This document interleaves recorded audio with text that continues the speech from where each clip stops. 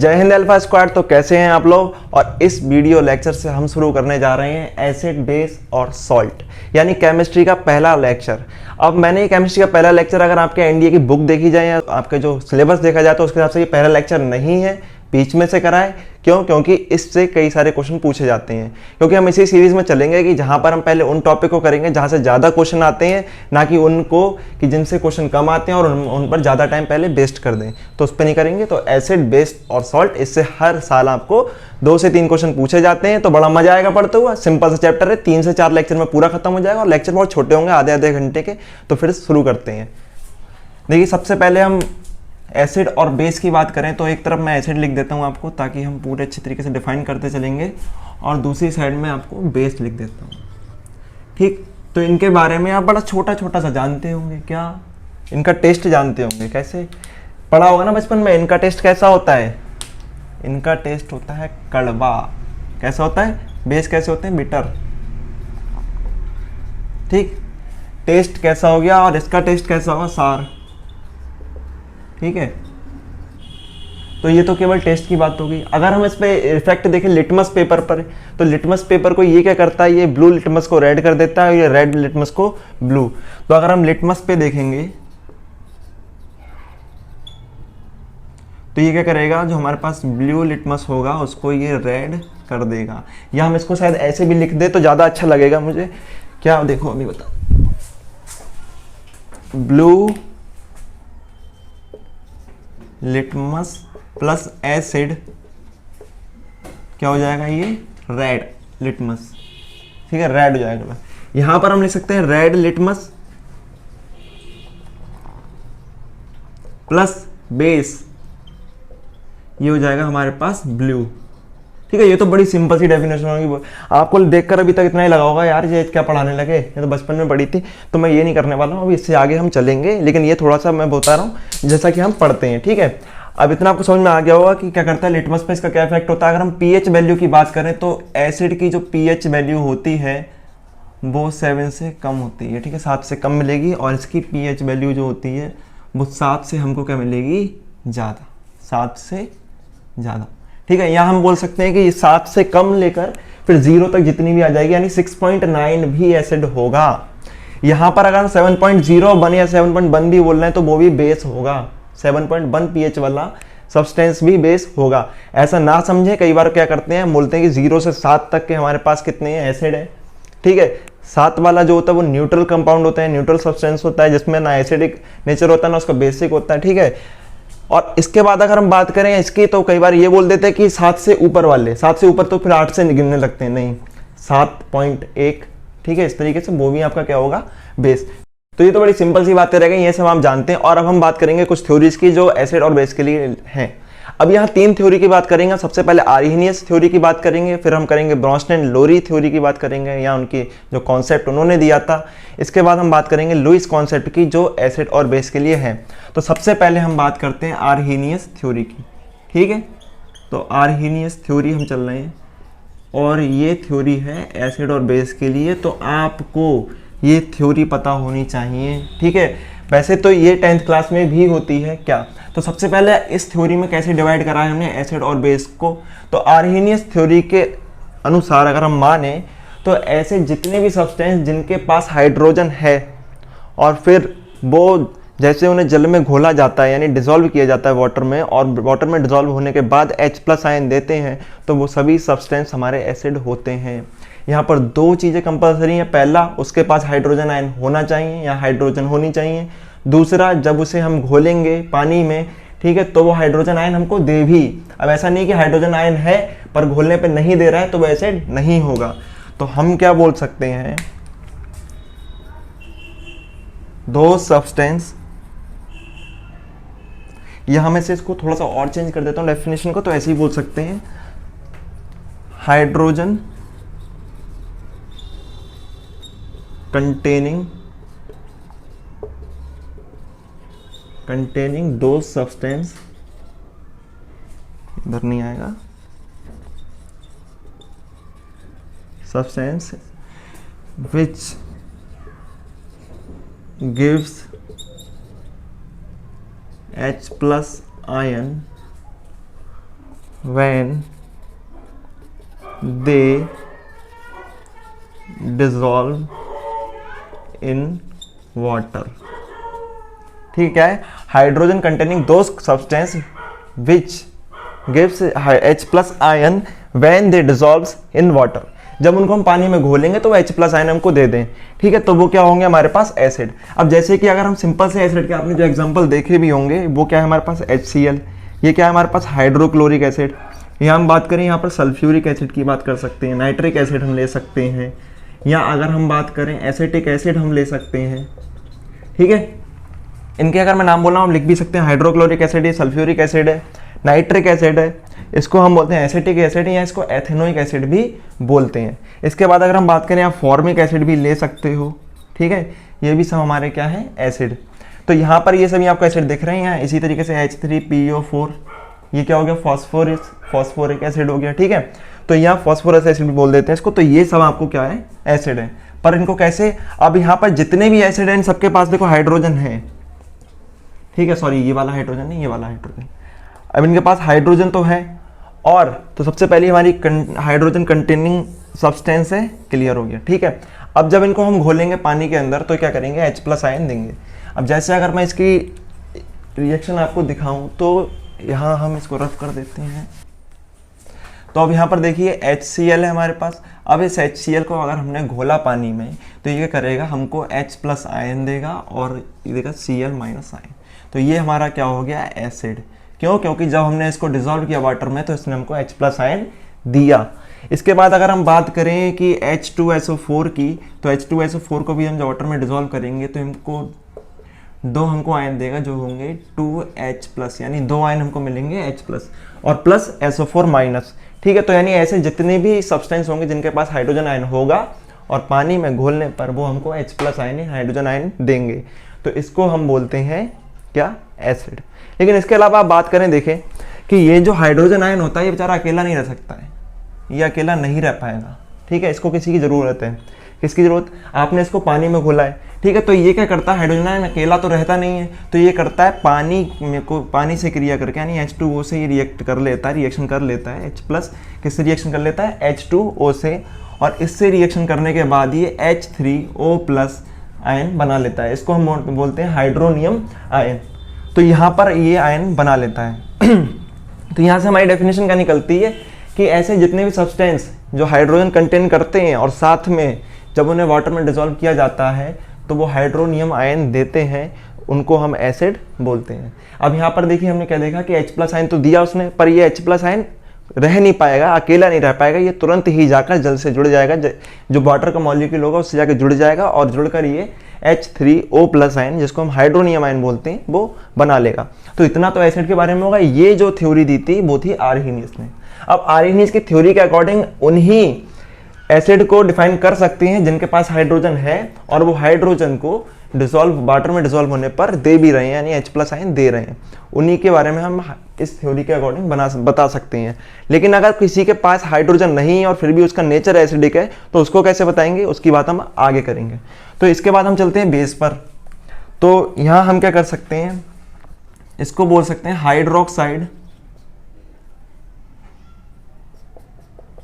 Hydroxide containing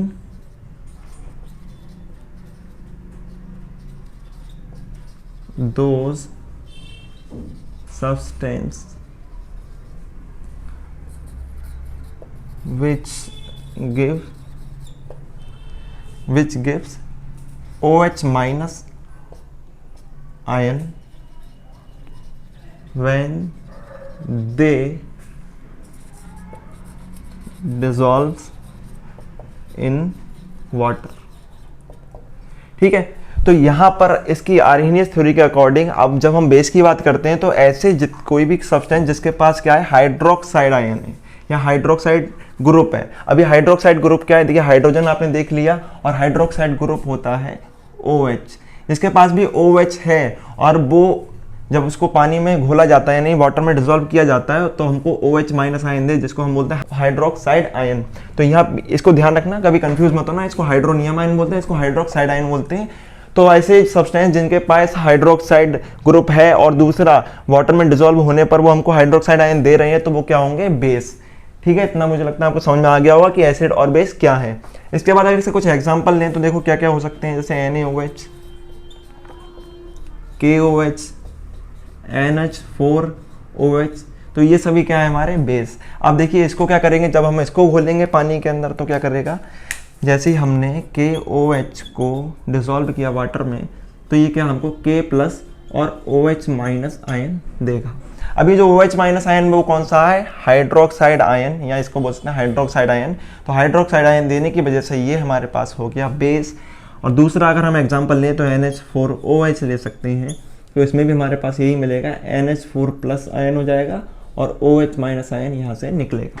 तो OH- ion देने की वजह से, नहीं हाइड्रोक्साइड आयन देने की वजह से ये हो गए बेस। तो सेम यहाँ पर हम ये भी बोल सकते हैं कि आर्हेनियस थ्योरी के अकॉर्डिंग हम उन्हीं बेसिस को डिफाइन कर सकते हैं या पता लगा सकते हैं जिनके पास हाइड्रोक्साइड ग्रुप है, दूसरा वो हाइड्रोक्साइड आयन देते हैं। हाइड्रोक्साइड ग्रुप होगा ही नहीं तो हाइड्रोक्साइड आयन देने की बात ही नहीं होगी।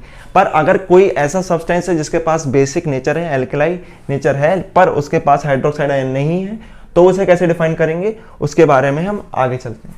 तो आगे जो दोनों थ्योरी है उन पे चलने से पहले हम देख लेते हैं बेसिसिटी ऑफ एसिड और एसिडिटी ऑफ बेस। क्यों? क्योंकि उसको तो हम आर्हेनियस थ्योरी के अकॉर्डिंग ही डिफाइन करते हैं, तो इसको देखना इसलिए ज़रूरी है, ताकि हमने अभी आर्हेनियस थ्योरी पढ़ी है तो वो थोड़ी जल्दी समझ में आएगी। तो सबसे पहले हम बात करते हैं किसकी, बेसिसिटी ऑफ एसिड। ठीक है, और दूसरी बात हमारे पास आ जाती है एसिडिटी ऑफ बेस। ठीक है, तो यहाँ पर देखिए सबसे पहले बेसिसिटी ऑफ एसिड क्या होती है। अगर हम बेसिसिटी होती है, यहाँ पर ऑफ एसिड लिखा हुआ है, इसका मतलब क्या है कि वो एसिड की होगी। तो सबसे पहले हम किसकी बात करने वाले हैं, एसिड की। तो कोई भी एसिड वाटर में डिसॉल्व होने के बाद, ठीक है, वाटर में क्या हो जाता है, वो डिसॉल्व हो जाता है। तो डिसॉल्व होने के बाद वो जितने भी हाइड्रोजन आयन यानी H+ आयन देता है, उसके नंबर को हम उसकी बेसिसिटी बोलते हैं। यानी कोई भी एसिड वाटर में डिसॉल्व होने के बाद जितने भी हाइड्रोजन आयन देगा, यानी number of H+ ion is equal to basicity of acid. ठीक है, तो क्या हो जाएगी, नंबर ऑफ हाइड्रोजन आयन यानी H+ ion is equal to basicity of acid. पर ये हाइड्रोजन आयन का जो नंबर है वो तब है जो वाटर में डिसॉल्व होने के बाद हमें मिलता है।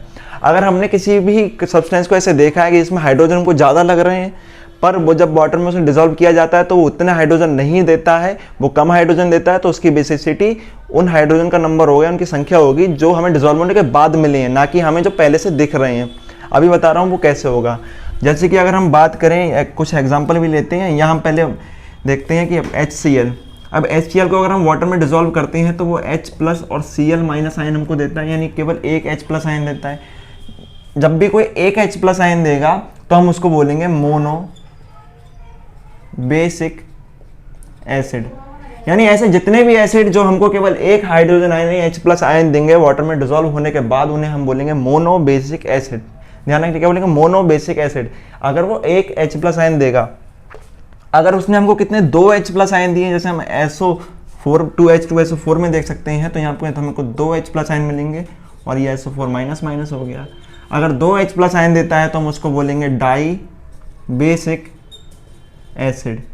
ठीक है, इतना समझ में आ गया। अगर एक H+ आयन तो mono basic acid, 2 H+ ion तो डाई बेसिक एसिड, और अगर हमको 3 H+ आयन हमको मिलते हैं तो हम उसे बोलेंगे ट्राई बेसिक एसिड। जैसे H3PO4 में हम बोल सकते हैं क्या 3H+ हो जाता है और PO4 या 3 कर सकते हैं आप यहाँ पर, तो इसे हम बोलेंगे ट्राई बेसिक एसिड। ठीक है, इतना समझ में आ गया। नहीं, अगर एक H+ आयन तो monobasic, 2 H+ ion dibasic और 3 H+ आयन तो ट्राई बेसिक। अब मैंने आपसे बोला था कि ये कौन से जो हमें डिसॉल्व होने के बाद मिल रहे हैं, तो यहाँ पर अगर हम पहले के आयन देखें और डिसॉल्व होने के बाद देखें तो नंबर सेम है। तो कई बार हम यही सोच लेते हैं कि जितने हमको इधर देख रहे हैं उतना ही उसकी बेसिसिटी है, तो वो गलत है। अगर हम यहाँ पर देखें CH3COOH यानी एसिटिक एसिड के अंदर, तो एसिटिक एसिड में केवल ये आयन ही डिसॉल्व होता है वाटर में। अगर इसको आगे अगर मैं इसकी डिसॉल्व होने के बाद रिएक्शन लिखूँ तो वो हो जाएगी CH3COO- H प्लस। तो यहाँ पर हमको केवल एक आयन मिला है, और जबकि यहाँ पर देखें तो हमको 4 हाइड्रोजन आयन दिख रहे हैं। डिसॉल्व होने के बाद तो केवल एक ही हाइड्रोजन आयन मिल रहा है, तो इसकी जो बेसिसिटी होगी तो वो केवल एक होगी। यहाँ हम इसको बोल सकते हैं मोनो बेसिक एसिड। तो देखने में तो ये मोनो बेसिक एसिड नहीं लग रहा था, ठीक है, ऐसा लग रहा था इसमें 4 आयन है, 4 आयन निकलेंगे, लेकिन ये मोनो बेसिक एसिड है क्योंकि ये एक आयन ही देता है हमको। तो इतनी मुझे लगता है आपको कंफर्म हो गया होगा कि जितने हाइड्रोजन को डिसॉल्व होने के बाद मिलेंगे उनका नंबर उसकी बेसिसिटी होगा। ठीक, अब हम बात करते हैं एसिडिटी की। तो जैसे हमने बेसिसिटी की बात करी है, सेम यहाँ बेस के लिए हम बात करेंगे। तो हम किसकी बात कर रहे हैं? बेस की। और बेस हमें कौन सा आयन देता है? OH minus ion. तो जब हम किसी बेस को वाटर में करें डिसॉल्व, ठीक है, वाटर में डिसॉल्व करने के बाद वो हमके जितने भी हमको OH माइनस आयन देगा उनका नंबर हमारा एसिडिटी ऑफ बेस होता है। तो क्या acidity of base? Number of OH minus ion is equal to acidity of base. कब? वाटर में डिसॉल्व होने के बाद जो हमको मिलेंगे। जैसे कि हम NaOH में देखेंगे तो NaOH में Na प्लस और OH माइनस, तो ये क्या हो जाएगा? मोनो बेसिक, ठीक है, सॉरी मोनो एसिडिक बेस। इसी तरीके से अगर हमारे लिए कोई 2 देता है, जैसे कि हम देख सकते हैं MgOH के होल ट्वाइस में, तो यहाँ पर Mg+2 या प्लस प्लस लिख सकते हैं आप इसको, और हमको मिलेगा OH माइनस, और ये आयन होंगे हमारे पास 2, तो हम इसको बोल सकते हैं डाई एसिडिक बेस। क्या हो जाएगा? Diacidic base. इसकी इसी तरीके से अगर हमको कोई 3 देता है तो हम इसको क्या बोल देंगे? ट्राई एसिडिक बेस, ठीक है। तो यहाँ पर आपको मुझे लगता है समझ में आ गया होगा कि एसिडिटी ऑफ बेस और बेसिसिटी ऑफ एसिड क्या होती है। यहाँ क्या है? Number of hydrogen ion is equal to basicity of acid, लेकिन तब जब वो डिसॉल्व होने के बाद मिले हैं।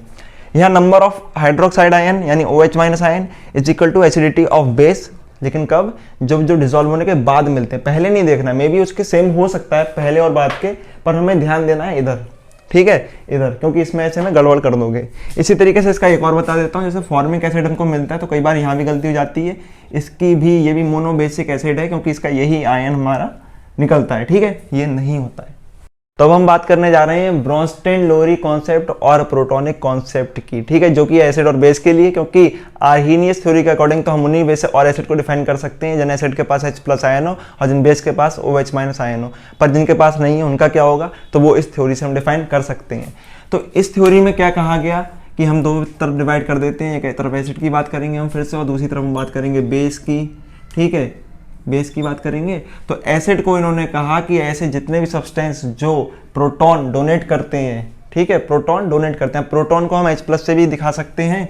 तो H प्लस से हम क्यों बोल रहे हैं वो मैंने रीजन बता देता हूँ आपको, क्योंकि H जो होता है, एक उसके पास इलेक्ट्रॉन होता है और एक उसके पास प्रोटॉन होता है। तो जब वो एक इलेक्ट्रॉन त्याग देता है तो वो क्या करेगा? H प्लस बन जाता है, ठीक है। अब ये H प्लस है, उसके पास केवल प्रोटॉन रह गया, न्यूट्रॉन तो हाइड्रोजन के अंदर होता नहीं है, तो हम उसको प्रोटॉन या H प्लस बोल सकते हैं और प्रोटॉन को ही H प्लस से डिनोट कर सकते हैं। तो एसिड क्या होते हैं? ये होते हैं डोनर ऑफ प्रोटॉन यानी H प्लस।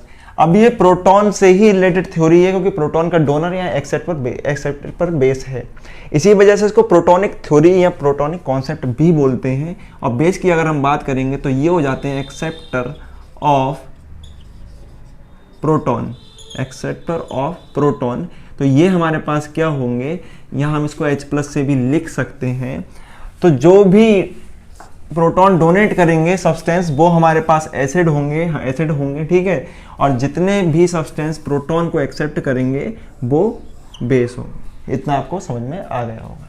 इसके बाद अगर हम बात करें फिर होता क्या है, तो एसिड क्या करता है? प्रोटॉन दे देता है, और प्रोटॉन देने के बाद जो दूसरा हमको हिस्सा मिलता है वो इसका कॉन्जुगेट बेस होता है। अगर मैं सिंपल स्ट्रक्चर की बात करूं तो हमें ऐसे मिलेगा एसिड, और फिर अगर हम यहाँ बात करते हैं तो एसिड के बाद हमको कुछ ऐसे मिलेगा, एसिड हो गया। अब एसिड क्या करेगा? प्रोटॉन दे देगा, ठीक है, एसिड ने प्रोटॉन दे दिया, प्लस जो हमको मिलेगा वो उसका कॉन्जुगेट बेस होगा। क्या होगा? Conjugate base.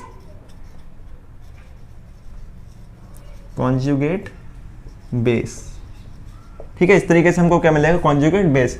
अब आपने जितने भी एसिड पीछे पड़े उनको भी इस तरह से डिनोट कर सकते हैं। जैसे अगर हम बात करें केवल HCl की, बड़ा सिंपल सा एसिड है, तो HCl को अगर हम देखें तो यहाँ पर हमको अगर जब ये प्रोटॉन दे देगा तो एक प्रोटॉन H+ देगा और हमको Cl- मिलेगा। तो ये तो हमारा प्रोटॉन हो गया और Cl क्या हो गया, कॉन्जुगेट बेस। अब ये किसका कॉन्जुगेट बेस है, HCl का। तो यहाँ मैंने क्यों बताया, ये अभी बता रहा हूँ, रुक जाओ थोड़ी देर में, कि ये मैंने क्यों बताया। आगे चलते हैं, इसको देखते हैं कि बेस में क्या होता है। सेम बेस भी क्या करेगा, बेस एक प्रोटॉन को एक्सेप्ट कर लेता है। ये क्या कर लेगा, प्रोटॉन को एक्सेप्ट कर लेगा, ठीक है। और प्रोटॉन को एक्सेप्ट कर लेगा और उसके बाद ये बना लेगा अपना कॉन्जुगेट एसिड। क्या बना लेगा, कॉन्जुगेट एसिड। तो आपको इतना समझ में आया होगा कि एसिड जो होता है वो प्रोटॉन को डोनेट करता है और कॉन्जुगेट बेस बना लेता है, और जो आपका बेस होता है वो प्रोटॉन को एक्सेप्ट करके अपना कॉन्जुगेट एसिड बना लेता है। इसके बाद देखिए हम बात करें तो बड़े सिंपल सा इसमें चीज़ आती है, क्या कि इतना आपने समझ लिया कि मैंने इसको आपको कैसे दिखाया, ठीक है। अगर वहीं हम उसकी बात करें तो वहाँ भी बोल सकते हैं इसी तरीके से, कि जैसे कि मान लीजिए मैं आपको दिखा देता हूँ कि NO3 एक क्या है, बेस है, ठीक है। और इसने क्या करा, एक हाइड्रोजन एक्सेप्ट किया, तो ये बना लेगा अपना कॉन्जुगेट एसिड जो होगा HNO3। अब ये क्यों बताया मैंने आपको बता दे रहा हूँ, क्योंकि जितने भी हमको एसिड और बेस मिले हैं पीछे हमने पढ़े हैं, उनको हम इस तरीके से दिखा सकते हैं, यानी कॉन्जुगेट एसिड या बेस में डिनोट कर सकते हैं, ठीक है। इसके बाद अगर हम बात करें तो वहाँ पे हमसे पूछा जाता है, कई बार ये क्वेश्चन आ सकता है या पूछ सकते हैं कि इसका कॉन्जुगेट एसिड क्या है या कॉन्जुगेट बेस क्या है। कोई एसिड दे देंगे तुमको और उसका पूछ लेंगे आपको कॉन्जुगेट बेस क्या है, तो उसका कॉन्जुगेट बेस निकालने का तरीका आपको समझ में आ गया। उसमें से एक प्रोटॉन निकाल दो, उसका प्रोटॉन जो भी निकल सकता है, उसके बाद जो बचेगा वो उसका कॉन्जुगेट बेस होगा। सेम यहाँ पर अगर हम बात करें किसी भी बेस की, तो बेस के अंदर क्या होगा, अगर आपने उसको प्रोटॉन दे दिया तो उसके बाद जो हमको मिलेगा वो उसका कॉन्जुगेट एसिड होगा। इस थ्योरी के हिसाब से हम अगर देखें तो हमारे लिए कुछ एक बड़ी अमेजिंग सी चीज़ मिलेगी कि हम देखेंगे NH3 को। अगर मैं आपसे पूछूं कि NH3 क्या है, एसिड है या बेस है, तो ज़्यादातर बच्चे इसको क्या बोलेंगे, एसिड, क्योंकि उनको यहाँ पर हाइड्रोजन दिख जाएगा और वो बोल देंगे एसिड है। पर ये एसिड नहीं है, ये एक बेस है। कैसे, क्योंकि ये बताती है हमको ब्रोंस्टेन-लोरी कॉन्सेप्ट, तो ये एसिड तो नहीं है, ये बेस है, ठीक है। कैसे, अब यहाँ पर हम देखते हैं, चलिए मैं इसको लिख देता हूँ। हमारे पास अगर HCl है, ठीक है, HCl की अगर हम रिएक्शन करा देंगे किससे, NH3 से, तो HCl की जब रिएक्शन NH3 से आप कराएंगे तो हमें क्या मिलेगा वो देखते हैं। HCl अपने पास से एक प्रोटॉन को दे देगा, वो प्रोटॉन देगा क्या, H+। ये प्रोटॉन चला जाएगा इसके पास, ठीक है। अब ये प्रोटॉन इसके पास चला गया तो आप समझना यहाँ पर हमारे लिए मिलेगा Cl- और प्लस हमें मिलेगा NH4+। क्या मिलेगा, NH4+। तो यहाँ पर देखिए हमारे लिए क्या मिला उसको देखते हैं हम। तो ये हमारे पास क्या था, HCl, और दूसरा हमको मिला है क्या, NH4+, ठीक है। HCl था और NH3, जहाँ हमने रिएक्शन करी तो इसने अपना एक प्रोटॉन NH3 को दे दिया, Cl- हो गया और उसके पास एक प्रोटॉन चला गया। अभी हम क्या बोल रहे थे कि जो डोनर होता है प्रोटॉन का वो एसिड होता है, तो किसने डोनेट करा इसको, इसने, तो ये क्या हो गया, एसिड।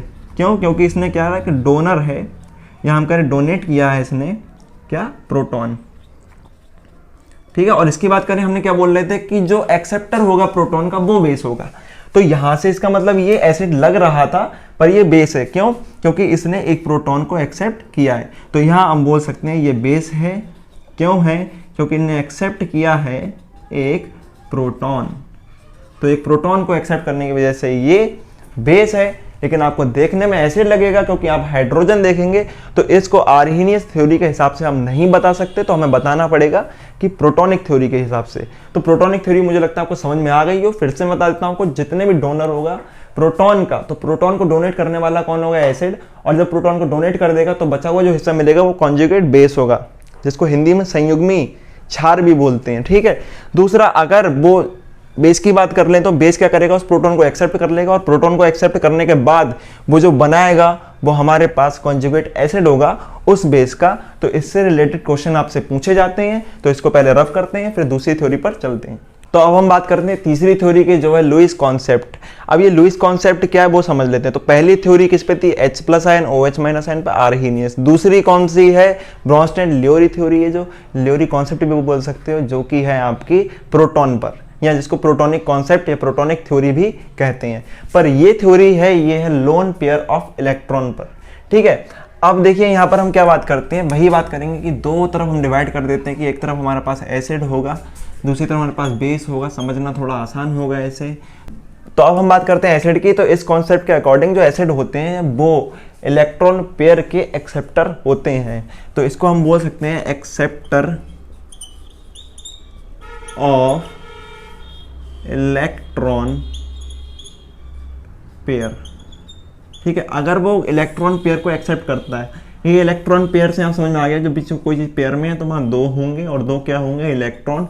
ठीक है, तो किसी पूरे एक पेयर आना चाहिए, सही पेयर होगा, सिंगल इलेक्ट्रॉन नहीं होगा। उस पेयर को अगर वो कोई एक्सेप्ट करने वाला सब्सटेंस है तो हम उसको एसिड बोलेंगे इस थ्योरी के अकॉर्डिंग। बार बार मैं थ्योरी को भी बता रहा हूँ और थ्योरी को किससे बनी है ये भी बता रहा हूँ, क्योंकि आपसे ये भी पूछा जा सकता है कि इलेक्ट्रॉन पेयर एक्सेप्ट करने वाला पदार्थ या कोई सब्सटेंस एसिड होता है। सही है, एक्सेप्ट करने वाला सब्सटेंस एसिड होता है, ये किस थ्योरी के अकॉर्डिंग है या किस थ्योरी ने बताया, किसने बताया। तो वहाँ पर अगर आपको नाम दे दिए कि लुईस थ्योरी या ब्रोंस्टेड-लोरी थ्योरी या आर्हेनियस थ्योरी, तो आपको वहाँ ये भी बताना पड़ेगा, टिक लगा सकते हैं कि भैया हाँ लुईस ने बताया था हमको ये बात। ठीक है, फिर हम आगे चलते हैं। तो बेस क्या होगा, बेस वो होंगे जो डोनर होंगे। ठीक है, डोनर नहीं होंगे, डोनर होंगे। ठीक है, डोनर मत करना आप, डोनर ऑफ इलेक्ट्रॉन पेयर। ठीक है, तो इलेक्ट्रॉन पेयर का जो डोनर होगा वो बेस होगा, एक्सेप्टर होगा वो एसिड होगा। अब पीछे और इसको अगर देखें तो थोड़ा कंफ्यूजन होता है, क्योंकि वहां पर प्रोटॉन का डोनर एसिड होता है और प्रोटॉन का एक्सेप्टर बेस होता है। तो आपको कंफ्यूज इसलिए नहीं होना है क्योंकि आपको ये पता है कि प्रोटॉन और इलेक्ट्रॉन एक दूसरे के अपोजिट हैं। ठीक है, तो जो प्रोटॉन को डोनेट कर रहा है वो इलेक्ट्रॉन को एक्सेप्ट करेगा। ठीक है, इधर देखें तो जो इलेक्ट्रॉन को डोनेट कर रहा है वो प्रोटॉन को एक्सेप्ट कर रहा है। समझ में आ रहा है ना आपको? इस तरीके से आप ध्यान रख सकते हैं, कंफ्यूज ना हो जाए कि वहां पर इसका प्रोटॉन का एक्सेप्टर कर दें और उधर इसका डोनर कर दें, तो वो नहीं करना है। प्रोटॉन का डोनर होता है और इलेक्ट्रॉन पेयर का एक्सेप्टर होता है। इसकी बात करेंगे तो ये क्या करता है, ये प्रोटॉन का एक्सेप्टर होता है और इलेक्ट्रॉन पेयर का डोनर होता है। अब यहां से अगर हम देखें तो हमें मिलेगा कुछ, देखते हैं। ठीक है, तो एक रिएक्शन आपको दिखाता हूं, NH3। अब NH3 की रिएक्शन जब हम BF3 से कराते हैं तो ये करता क्या है, इसके पास जो लोन पेयर ऑफ इलेक्ट्रॉन होते हैं ये होते नाइट्रोजन के पास है। तो नाइट्रोजन अपना लोन पेयर ऑफ इलेक्ट्रॉन, ये पूरा जो जोड़ा है इसका, एक जोड़ी इलेक्ट्रॉन, इसको दे देता है। ठीक है, किसको दे देता है, BF3 को ये दे देता है। तो इसका मतलब किसने किसको दिया ये आपको समझ में आ गया होगा कि NH3, इसको एरो से दिखाते लोन पेयर ऑफ इलेक्ट्रॉन को। आपने ये 11th क्लास में अगर केमिस्ट्री पढ़ी है तो आपको समझ में आएगा, लेकिन आपको ये रिएक्शन ऐसे करने को नहीं आएगी, आप ध्यान रखना। ठीक है, बस थोड़ा सा ध्यान रख लेना कि किसने किसको दिया है। ठीक है, इधर देखें तो हम बोल रहे थे जो डोनर होता है इलेक्ट्रॉन पेयर का, तो इलेक्ट्रॉन पेयर का डोनर कौन हो गया, बेस। तो ये कौन है, बेस। और ये कौन सा बेस है, इसको हम बोलते हैं लुईस बेस। ठीक है, जो भी लुईस थ्योरी को फॉलो करते हैं हम उसको लुईस बेस या लुईस एसिड बोलेंगे। और इसको हम क्या बोलेंगे, लुईस एसिड। क्यों बोल रहे हैं लुईस एसिड, क्योंकि इसने इलेक्ट्रॉन पेयर को एक्सेप्ट किया है। तो इतना आपको समझ में आया होगा। मैं इसके कुछ एग्जांपल आपके लिए लिख देता हूं, पहले इसको रब कर। तो यहाँ कुछ एग्जांपल आप देख सकते हैं जो लुईस एसिड के हैं, Na+, Fe2+, Fe3+, K+ यानी पोटेशियम है, लिथियम आयन है, BeCl2 है, MgCl2, ये लुईस एसिड है। लुईस बेस की बात करें तो यहाँ पर BF3, NF3, NCl3 और Cn-, ये आपको क्या मिल रहा है, Lewis acid, sorry Lewis base. तो इनको आप जब भी देखें तो आपको समझ में आ जाना चाहिए कौन सा एसिड है कौन सा बेस है, क्योंकि कोई भी पीछे की थ्योरी के अकॉर्डिंग आप नहीं बता सकते। इसमें आपको कहीं H+ नहीं दिख रहा है तो आर्हेनियस नहीं बता सकते इसको, इधर आपको OH- नहीं दिख रहा है तो आर्हेनियस थ्योरी के अनुसार आप इसको बेस भी नहीं कह सकते, पर इसको लुईस एसिड या लुईस बेस बोल सकते हैं। इसमें जो हमने बात करी है वो बहुत कॉन्सेप्ट वाली बात करी है, जहाँ पर हमने एसिड बेस के जो दोनों के कॉन्सेप्ट बताए हैं। इसके अलावा हम बात करेंगे अगली वीडियो में कि किस तरह के एसिड्स होते हैं। दूसरा हम pH स्केल की बात करेंगे, किस तरह से कलर चेंज होता है, इंडिकेटर की बात करेंगे, क्योंकि इंडिकेटर से जुड़े हुए क्वेश्चन आते हैं। इंडिकेटर बड़े आसान से लगते हैं। आपको 2020 में एक क्वेश्चन आया था जो एसिड बेस के इंडिकेटर से ही रिलेटेड था। और इस वीडियो में अभी तो बस इतना ही, 3 लेक्चर और बनेंगे इसके आपको, जहाँ ये जाके चैप्टर पूरा खत्म हो जाएगा। तब तक के लिए अगर आपको ये वीडियो अच्छी लगी तो इसको लाइक कर लें, चैनल को करें सब्सक्राइब, क्योंकि यहाँ मिल रहा है आपको NDA का फ्री कोर्स जो मैथ और साइंस के लिए।